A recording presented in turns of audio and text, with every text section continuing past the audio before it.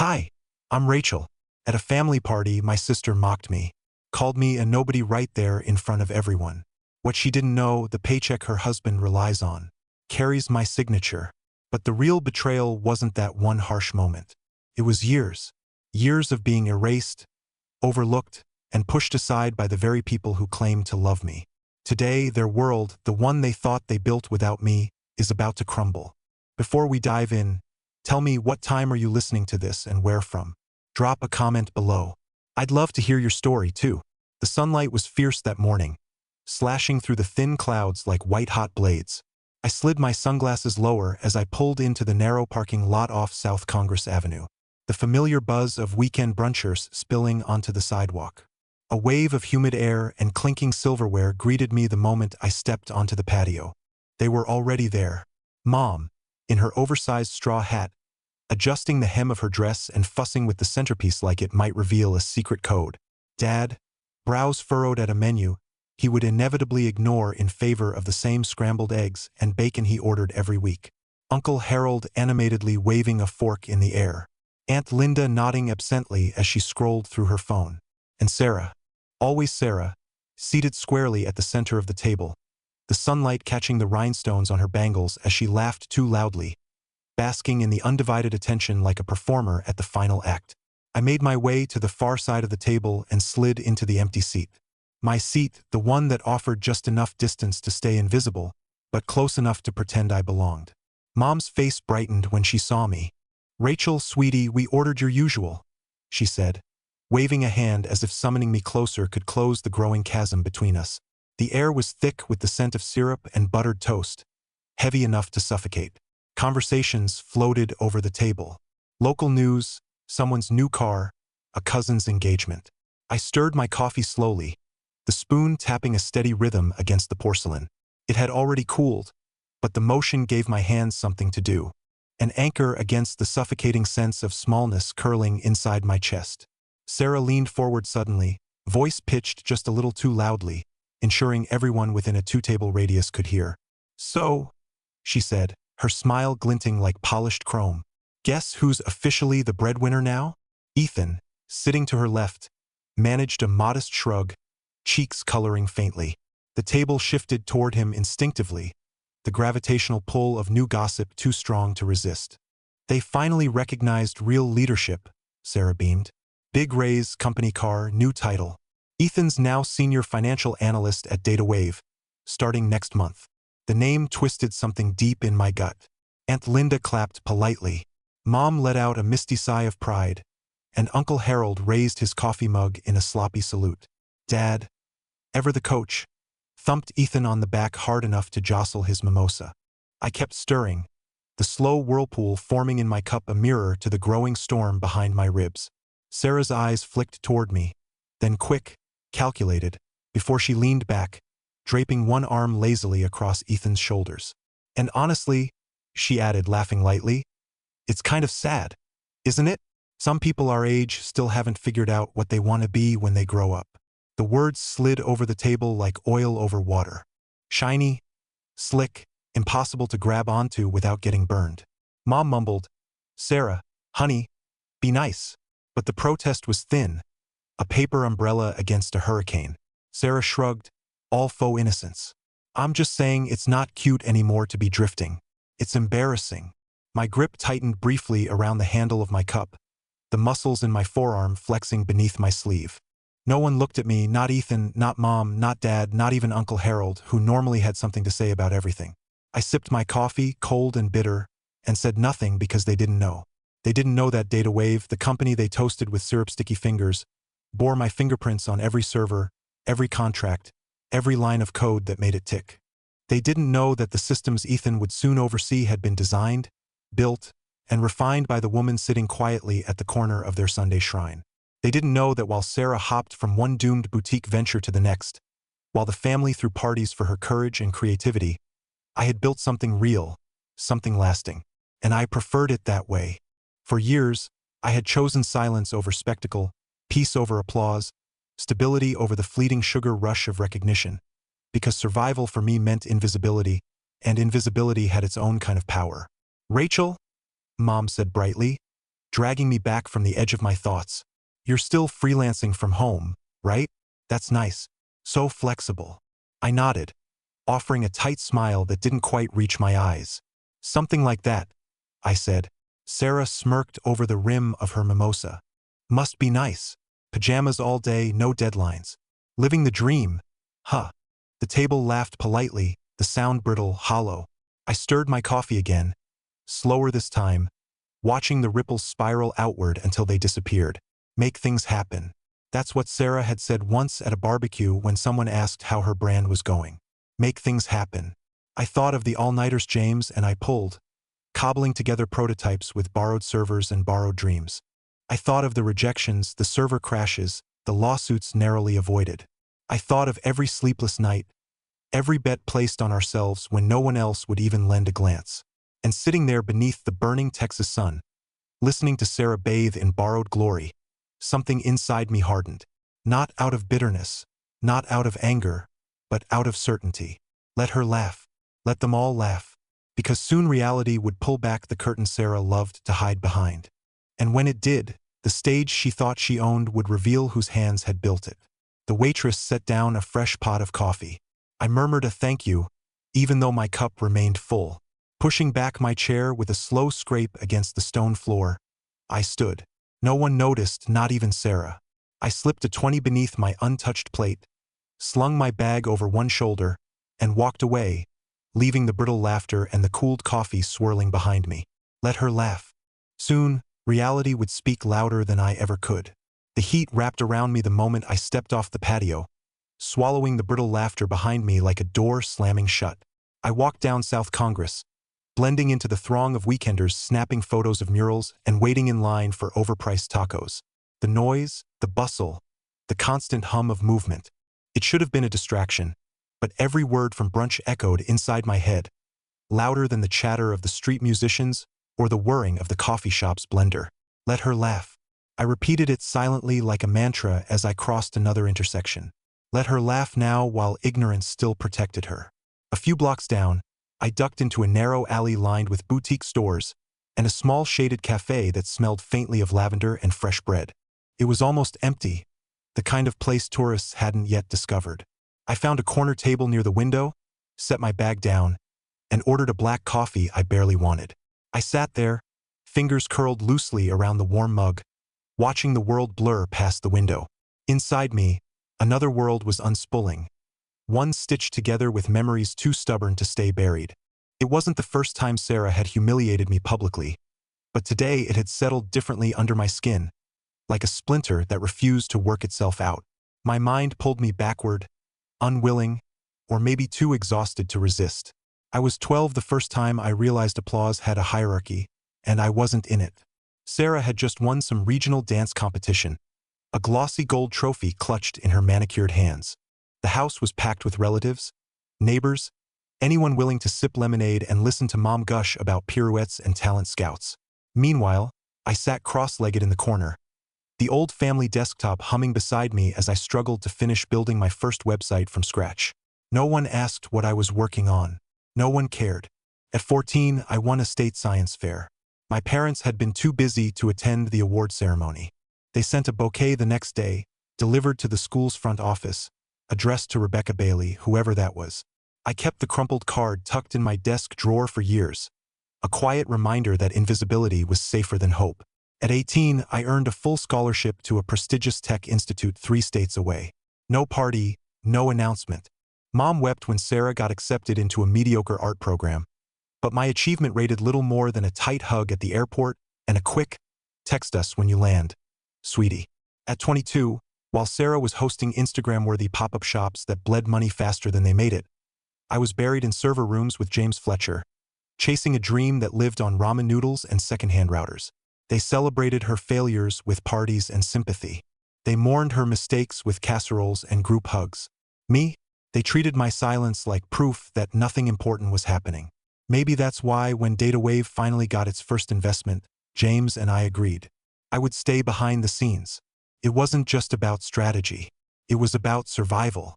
I learned early that the less they saw of me, the more I could protect what mattered. I took a slow sip of coffee, bitter and too hot, feeling it burn a path down my throat. Outside, people hurried by, laughing, arguing, living their loud, messy lives while I sat invisible behind the glass. Maybe that's who I had become. Someone who thrived in the silence. Someone who found power in being overlooked. But today, sitting at that table, listening to Sarah claim a world she didn't even know she owed me, something inside shifted. It wasn't anger. Not exactly. It was a different kind of fire. A deep simmering certainty that ignorance wasn't harmless anymore. Sarah wasn't just oblivious. She was reckless. Her success, her pride, her loud, brittle laughter. It was all built on foundations she didn't understand.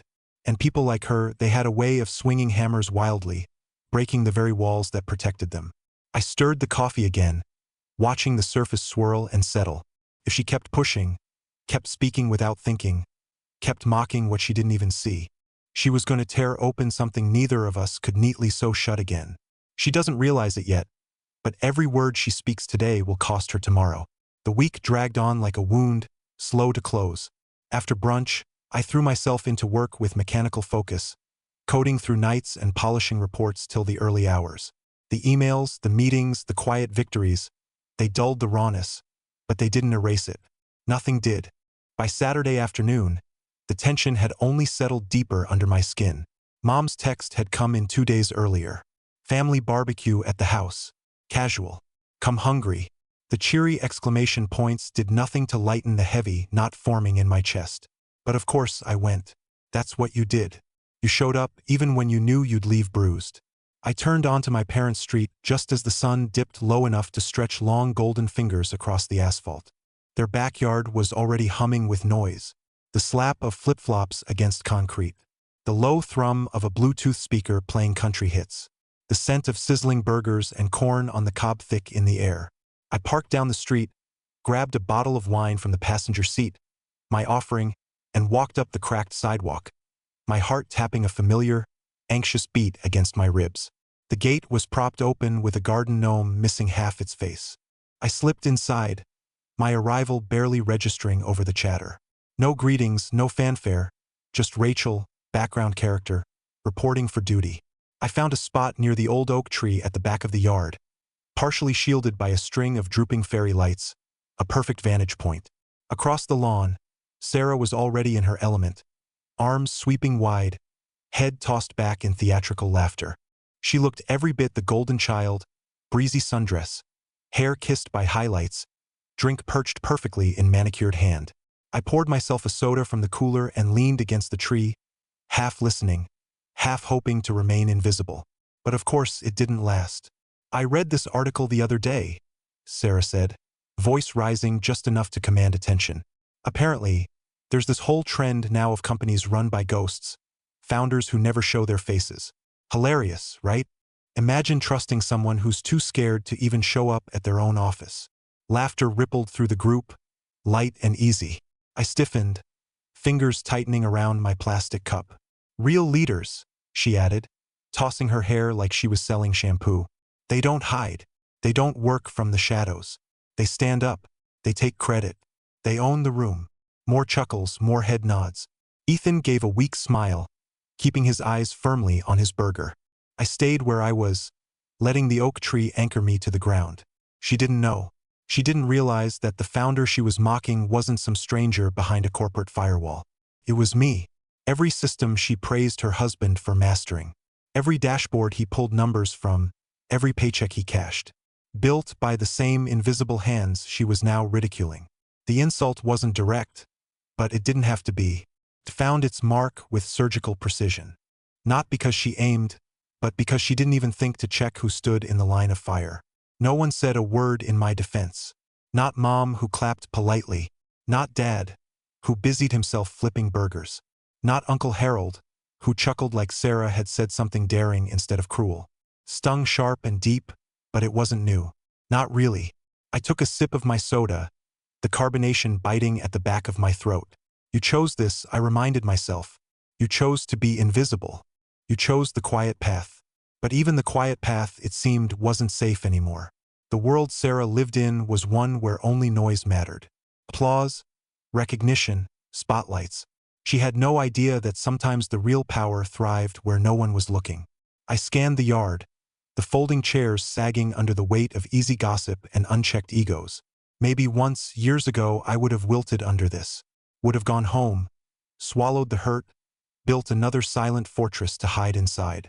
But not this time. This time, something older and colder stirred inside me. A decision taking root in the soft, raw earth where hurt used to live. I didn't want their approval anymore. I didn't need it. I wanted clarity. I wanted respect, even if it had to come not from their tears, but from the crumbling silence when the truth was finally laid bare. The sun was slipping toward the horizon now, the yard bathed in amber light. I finished my soda in 2 long gulps and tossed the cup into the trash. I didn't say goodbye. No one noticed me leave. The sound of Sarah's laughter followed me out, thin and brittle against the gathering dusk. If she wanted to see who built the world she mocks, she was about to. The Monday after the barbecue slid in quietly, cloaked in a heavy mist that clung low over Austin. I sat alone at my home office, the steady hum of my laptop filling the silence as I sifted through budgets, server updates, and internal reports. My fingers moved almost mechanically, the familiar routine grounding me more than the weak coffee beside me. Halfway through reviewing the quarterly projections for a healthcare analytics project, a soft ping broke my focus. A system alert, unusual access request, user ID S.White. I stared at it for a moment, heartbeat ticking up a notch. Sarah. My fingers hovered above the keyboard, resisting the urge to immediately dive deeper. I forced myself to move slowly, breathing steadily. One click brought up the full report. Sarah, on her work terminal at DataWave HQ, had initiated a query into archived budget approvals. I leaned back in my chair, arms folded tightly across my chest. It had begun. The thing about DataWave's internal system was that it wasn't built like a typical corporate shell. James and I had designed it ourselves. A hybrid architecture built to withstand curiosity from casual browsers. But no system was foolproof against someone determined enough. And if Sarah was anything, it was persistent when chasing something she didn't understand. I toggled the security view, watching her digital breadcrumb trail unfold in real time. Search terms, budget authorizations, filter, executive level, cross-reference, internal sign-off codes. I sipped my coffee, letting the bitterness anchor me to the moment. Across town, Sarah was sitting at her desk, brow furrowed in concentration, combing through financial files that bore the same mysterious initials.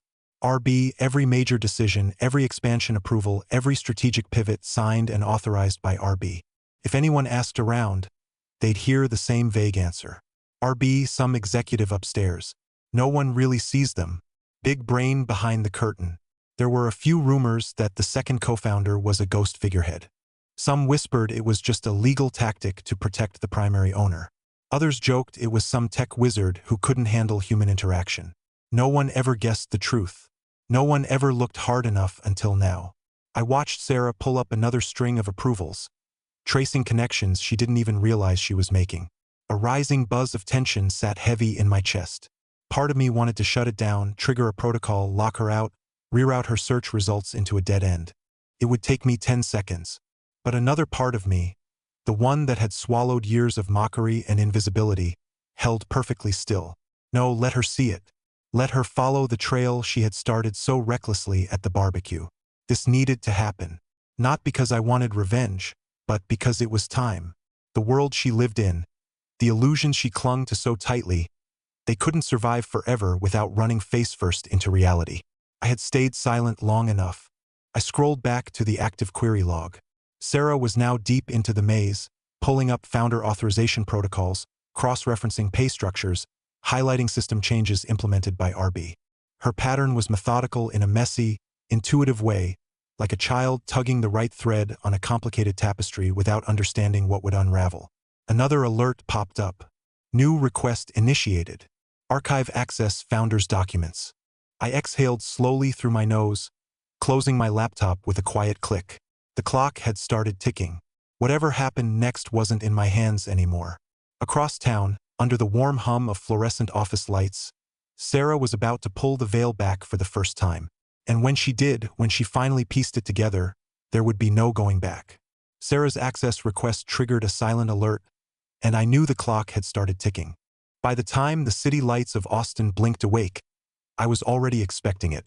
The moment Sarah's access request had tripped the internal alert, I knew it was just a matter of hours, not days, hours. The next morning, I arrived at the Data Wave building earlier than usual. I wasn't scheduled for any meetings, and no one expected me to come in. That was exactly why I did. I needed to feel the pulse of the place firsthand, not through camera feeds or remote files. The lobby buzzed with quiet energy. Interns with coffee trays, senior analysts juggling iPads and folders. The low rumble of the elevators carrying people to their destinations. Business as usual for now. I slipped past the main floor without drawing attention. My ID badge flashing green against the scanner as I moved toward the secure side of the archives. My private office, the one registered simply under Senior Strategy Advisor, sat tucked behind the executive conference rooms. I logged into the internal monitoring system, and there it was, access granted. User S.White document accessed. Founding records. I closed my eyes for a long moment, letting the reality settle deep into my bones. There was no undoing it, no clever patch to reroute the consequences. Across the building, likely in one of the smaller work pods reserved for analysts, Sarah would be staring at the screen right now, reading the raw facts she'd hunted down. I pictured her sitting stiffly, brow furrowed, eyes darting across the document. Founder 1, James Rausch. Founder 2, Rachel Bundy.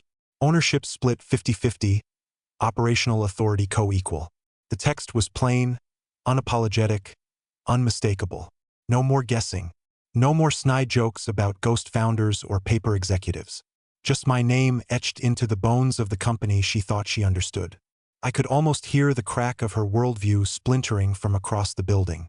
Sarah, who prided herself on always being the sharpest person in the room.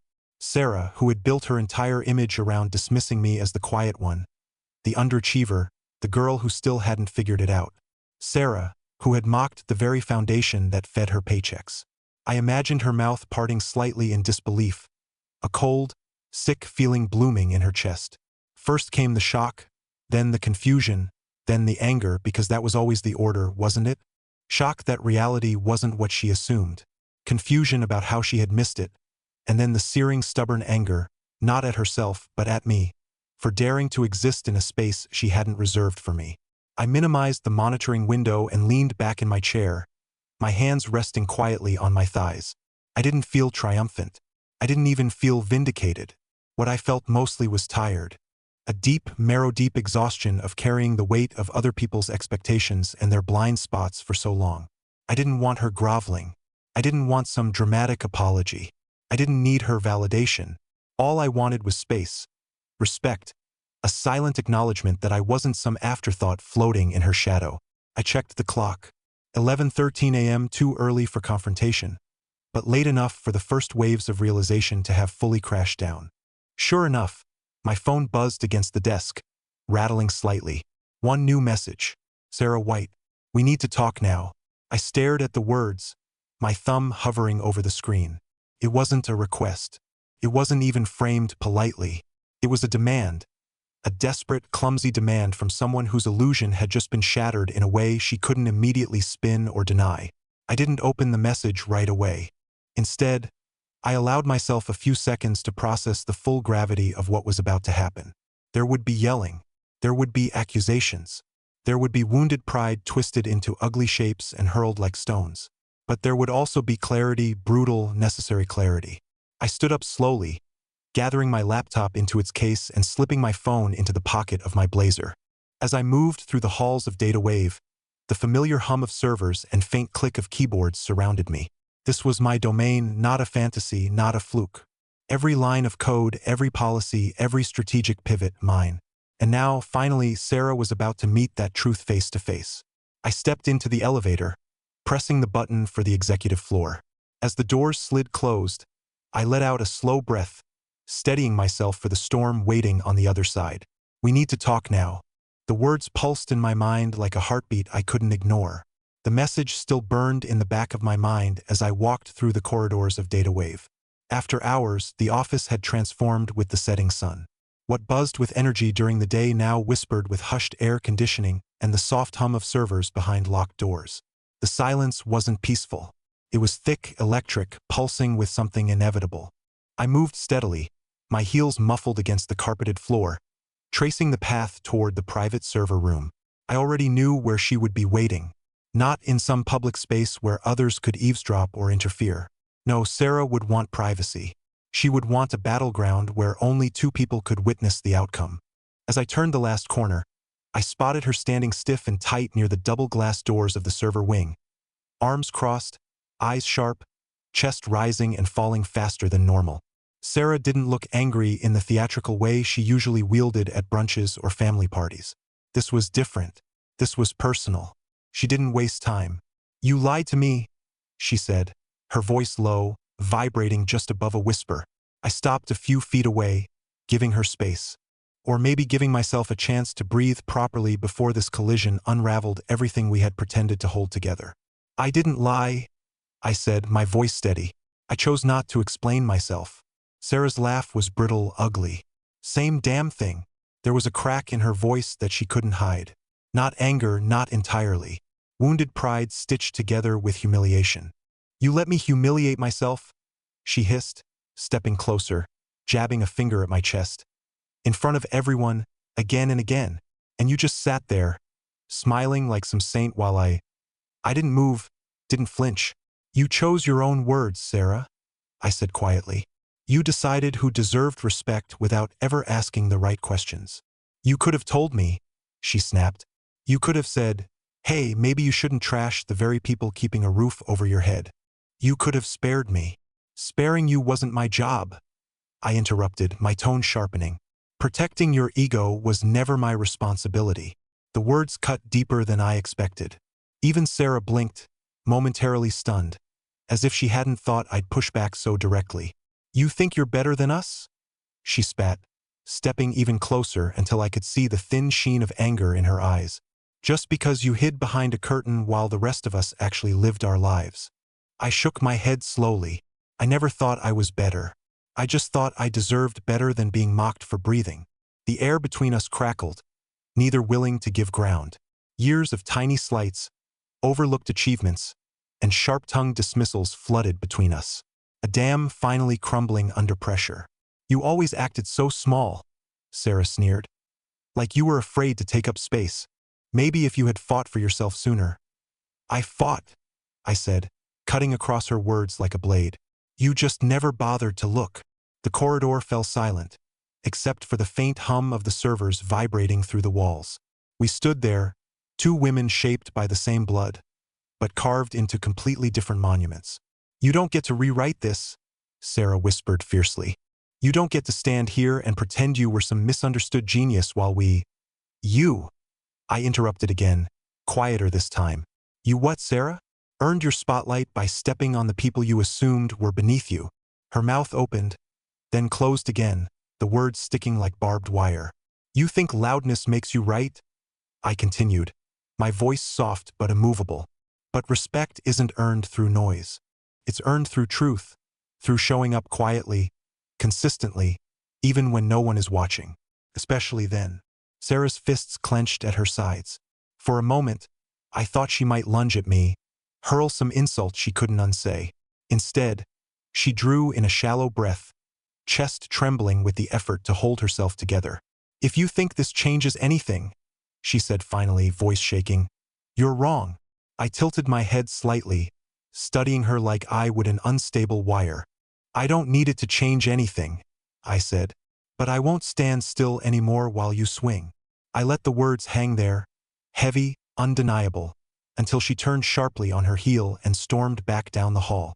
Her heels struck the floor harder than necessary, each step a drumbeat of wounded rage. She left without another word, but every step she took sounded like a vow of war. Sarah's footsteps faded behind me, but their echo clung to the walls long after she disappeared. I stayed there, rooted in the corridor for a moment, letting the aftershocks of the confrontation settle in my chest. No shouting could undo what had already been set into motion. She had walked away, but the war she declared hadn't ended at the server room door. It had just crossed into new territory, and I knew the battlefield would not be confined to whispered arguments anymore. By Monday morning, the shift was unmistakable. As I entered the glass-walled lobby of Data Wave, a ripple moved through the floor. Conversations stalled when I passed. A few heads dipped quickly, pretending to check phones or shuffle papers, but their glances slid sideways all the same. There it was, the chill of manufactured gossip, colder than any corporate air conditioning could manage. The receptionist offered me a too bright smile. Two junior developers chatting near the elevator stiffened when they spotted me. It wasn't anger. It was uncertainty. The kind that flourished when someone planted the right kind of seed. I moved through the building like I always had, efficient, unbothered on the surface, but I catalogued every wary look, every slight hesitation. Somewhere between Friday night and Monday morning, rumors had sprouted. It didn't take long to trace the vines back to their gardener. Sarah wasn't subtle. She never had been. Under the guise of concern for DataWave's transparency, she had quietly approached a handful of team leads, softly voicing questions about who really made decisions here, whether leadership was truly what it claimed to be, just wanting to make sure everything was above board. She'd say, hand to her heart, brow creased in sisterly worry. And it worked. Not because they believed her immediately, but because doubt, once planted, has a way of growing all by itself. By lunchtime, the tension was thick enough to cut with a knife. I found myself facing conversations that twisted mid-sentence. Email chains that subtly excluded me. Polite smiles that didn't quite reach the eyes. Sarah hadn't needed to accuse me outright. She knew better. She had simply asked the right poison questions and let everyone else draw the wrong conclusions. I sat in my office, the city skyline sprawling wide through the floor-to-ceiling windows, and considered my next move. Anger curled hot and fast beneath my ribs, begging for release. But experience had taught me that battles won in rage rarely stayed won. I didn't need to shout. I didn't need to plead my case in hallways or over coffee cups. I needed precision. That afternoon, I called a senior leadership meeting. 12 people, directors, department heads, team leads, all summoned under the guise of a strategic update. No agenda attached, no warning. When they filed into the conference room, eyes wary, posture stiff, I greeted them with a quiet nod and waited for the door to seal us in. "I'll make this quick," I said, my voice even unhurried. There have been questions recently about who leads DataWave, about transparency and trust. Some shifted in their seats, exchanging glances. A few looked at their hands. I didn't flinch. I didn't soften. I want to be clear. This company was built on quiet work, on systems that work because the people behind them value integrity over appearances. I will not apologize for how we operate, and I will not tolerate the erosion of what we've built. No one spoke. No one dared. I leaned forward slightly, letting my words settle into the corners of the room. If anyone has concerns about leadership, I continued, I encourage you to bring them to me directly. Transparency is not a slogan here. It's a reality. Silence hung heavy and taut. Finally, one of the tech leads, James's old protege, gave a small nod. Others followed, slower but sure. The meeting ended without incident. No fireworks, no shouting, but the message was unmistakable. I was not hiding anymore. Before leaving the room, I handed a quiet directive to HR. Initiate a private audit on internal communications, unofficial channels, private Slack threads, whisper campaigns, track where the fractures had started, follow the cracks back to their source. I didn't name names. I didn't need to. If Sarah wanted to play politics, she was about to learn just how sharp my pen could be. Later that afternoon, as the office began to thin out for the day, an encrypted report landed on my desk. Concerns raised, employee misconduct identified, recommendation for disciplinary review. My fingers hovered briefly over the mousepad before I opened it. The findings were clear. Anonymous complaints traced back, breadcrumb by breadcrumb, to carefully curated rumors, all originating from the same handful of conversations. Conversations Sarah had planted with surgical precision. And yet intent didn't matter. Only outcome did. What she had done breached internal ethics policies. It endangered the company's reputation. It destabilized leadership integrity. Something no organization could survive without consequence. I sat back, staring at the report, the late afternoon sunlight slanting gold across my office. She had fired the first real shot.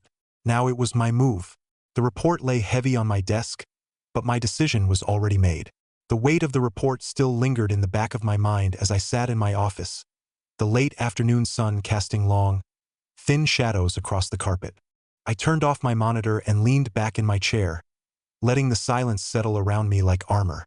The decision had already been made, but I needed these final moments of stillness, a breath before the plunge. This wasn't about revenge. This was about preservation of the company, of myself, of the boundaries I'd spent a lifetime too afraid to enforce. I pulled open a drawer and retrieved a single sheet of paper. A formal notice, carefully worded, crisp, and impersonal. I slid it into a plain manila envelope and sealed it without hesitation. The quiet click of the adhesive strip pressing closed sounded louder than it should have. I rose from my chair, smoothing the hem of my blazer, and headed for the private conference room 2 doors down. It was already reserved. My instructions had been clear. No witnesses, no distractions, just the two of us, and the truth laid bare. The air in the corridor felt heavier as I approached. It wasn't fear that weighed me down. It was the inevitability of what I was about to do. There was no victory here, no triumph, only necessity. Sarah was already there when I stepped inside. She sat slouched in one of the sleek black chairs, arms crossed, foot tapping impatiently against the polished floor. The set of her jaw was pure defiance, defensive before a word was even spoken. I closed the door softly behind me and took a seat opposite her, placing the envelope on the table between us. Neither of us reached for it. Instead, for a long moment we just sat there, the tension stretching taut and thin between us like a frayed rope about to snap. Finally, I spoke. "This isn't personal, Sarah," I said, voice calm, steady. "This is about the integrity of Data Wave." She barked a bitter laugh, the sound harsh in the quiet room. "Integrity," she repeated, eyes narrowing. Funny word coming from someone who built a life in the shadows. I didn't flinch. "You're right," I said simply. I stayed silent. I stayed invisible, but not because I was ashamed. Because some things are stronger when they aren't paraded for validation. Her foot stilled. Her arms tightened around herself. "You lied to us," she hissed. "You lied to me. You sat at family dinners. You watched me. I watched you mock me." I interrupted, my voice sharpening slightly. "I watched you assume you understood success, leadership, sacrifice, and I chose silence over warfare until now." I tapped the envelope lightly, drawing her attention to it without forcing her hand. "You breached company ethics," I continued. "You manipulated internal dynamics. You put our reputation and, by extension, every employee's livelihood at risk for a personal vendetta." Color rose high on her cheeks, but she didn't interrupt again. "You have 2 choices," I said, voice dropping low and firm. "You can accept a formal warning and a mandatory mentorship program designed to rebuild professional trust, or you can resign." The words hung between us, leaden and final. Sarah's jaw clenched so tightly I could hear the faint grind of her teeth. For a second, I thought she might leap across the table, fueled by pride and fury alone.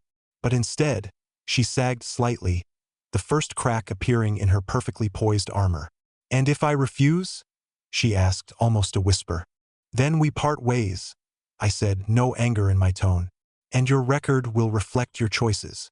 I saw the calculation flicker behind her eyes, pride wrestling with survival. She knew DataWave's reputation. She knew what being dismissed under misconduct would do to her future.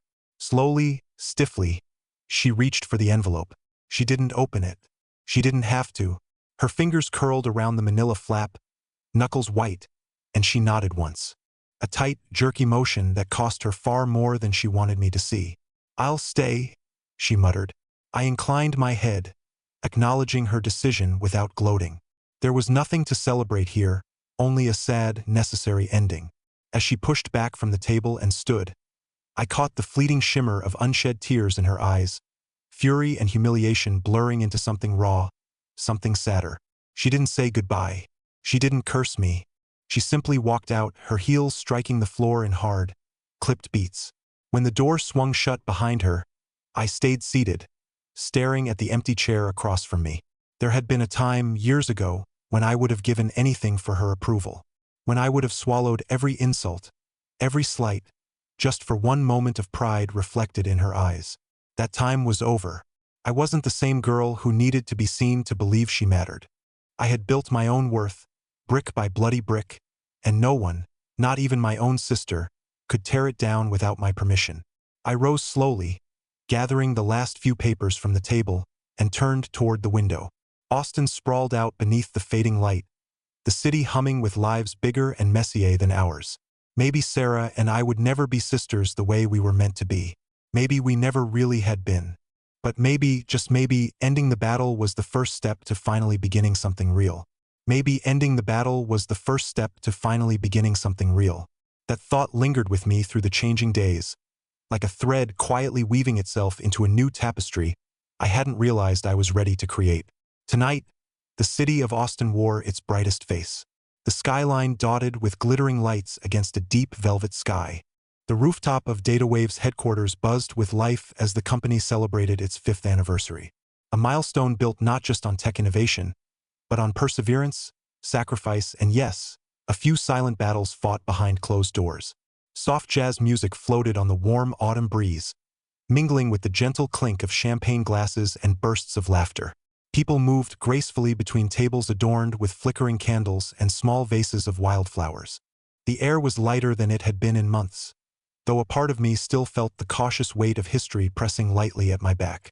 I stepped onto the rooftop alone, wearing a simple navy dress that neither screamed for attention nor shrank from it. There was power, I had learned, in simply existing fully, without apology, without spectacle. Colleagues nodded greetings as I passed. There were no sidelong glances, no whispers questioning my place anymore. Respect, I realized, had been earned not through declarations or confrontations, but through unwavering consistency. I wasn't the hidden hand anymore. I was simply here, present, seen. I moved through the crowd slowly, savoring the moment, a rare one where I didn't feel like a ghost at my own table. When I stepped toward the edge of the gathering, near the string-lit perimeter, my gaze caught on a familiar figure standing slightly apart from the others. Sarah. Gone was the flashy, attention-commanding energy she once wore like a second skin. She stood quietly, dressed in a simple black sheath dress, her makeup toned down, her hair swept back in a style more polished than showy. She clapped politely as the evening speakers took their turns. James thanking the early investors, the product team joking about last year's chaotic rollout, the HR head toasting to quiet leadership behind every success. When it was my turn to step up to the mic for a brief acknowledgement, I kept it short, exactly as I had planned. We often celebrate the faces in front of the spotlight, I said, my voice clear and even across the rooftop. But tonight, I want to thank those who built the foundations no one sees. The ones who work quietly, steadily, because they believe in the vision, not the applause. A soft murmur of agreement moved through the crowd. I glanced out, scanning faces illuminated by fairy lights. For one heartbeat, Sarah's gaze locked with mine. She didn't look away. She didn't smile exactly, but she gave a small nod, almost imperceptible to anyone but me. It wasn't an apology. It wasn't forgiveness, but it was acknowledgement. And somehow it was enough. After the speeches ended and the crowd thinned, I found myself near the dessert table, idly spearing a piece of strawberry shortcake when footsteps approached. I didn't turn immediately. Some things I had learned came best when you let them. Nice speech, Sarah said softly behind me. I turned. She wasn't wearing a mask tonight. Not the brittle superiority, not the forced cheerfulness, just raw, tentative humanity. Thank you, I said, setting the plate down carefully. She shifted awkwardly, glancing around as if making sure no one hovered nearby.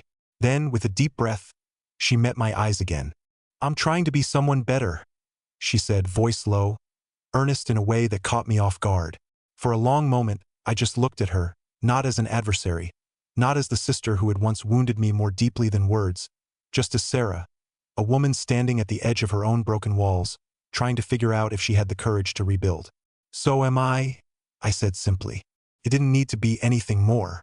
We didn't rehash old grievances. We didn't demand apologies or relive every slight or pretend the scars weren't there. We simply stood together. Two people who had survived each other, choosing quietly, stubbornly to try again. Not to erase the past, but to write something better on the clean edges of the future. Sarah gave a small, almost shy smile, a flash of the sister I had once believed in. Then she drifted away into the mingling guests, blending into the flow of laughter and conversation. I stayed a moment longer, savoring the sweetness of the strawberry shortcake and the quiet turning of something inside me. Later, when most of the guests had left, and only a few clusters remained lingering beneath the stars, I moved to the far edge of the rooftop. The city stretched out before me, alive and humming, a reminder that life kept moving forward, whether we clung to the past or not. I raised my glass to the sky, the bubbles catching the starlight. Sometimes forgiveness isn't given in words. It's shown in who we become. Sometimes the deepest victories are the quiet ones, when we choose growth over pride and peace over being right. In every family drama, there's a choice to stay trapped in old wounds or to build something stronger from them. What about you? Have you ever found healing where you least expected it?